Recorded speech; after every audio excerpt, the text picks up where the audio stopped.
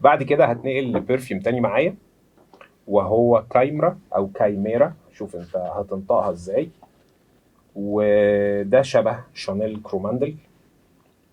عملت تقييم لشانيل كروماندل قبل كده، هتلاقوه موجود على الشانل، وهو من العطور اللطيفه جدا اللي انا بحبها، وانا مش هقول اي انطباع غير اما الهام تشم.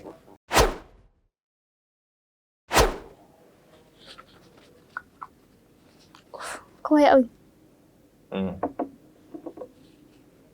تحس ان الفوحان بتاعه قوي جدا، قوية قوي. تحس ان هو يعني داخل بيتخانق انا موجود. بالظبط، يعني حد هيحطه هيدخل يملى المكان، حد رايح اجتماع وعايز يفرض سيطرة. كايميرا يا جماعه بديل شانيل كروماندل من منى ذا جاسمين، حد عايز يفرض سيطرته في المكان.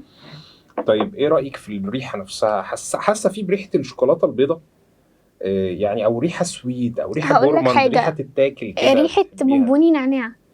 ريحه بونبوني نعناع.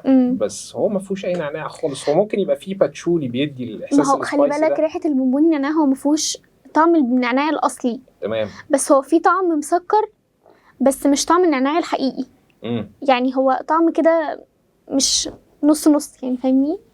طيب هو ده ممكن يبقى بسبب وجود الباتشولي. الباتشولي بيدي الاحساس، الباتشولي اللي هو الريحان.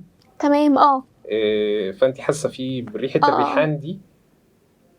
ريحة الريحان على بونبوني، بس انا مش عارفه يعني ميكس كده. هو مسكر شويه وفي شوكولاته بيضه، بس هو فممكن يبقى خطير. مدي الاحساس ده. انت رايك فيه ده ان هو خطير؟ ده خطير. ده حلو قوي. هو والمحطوط فيه لبستك. طيب احنا هنرتبهم دلوقتي بعد ما نخلص اخر برفيوم معانا.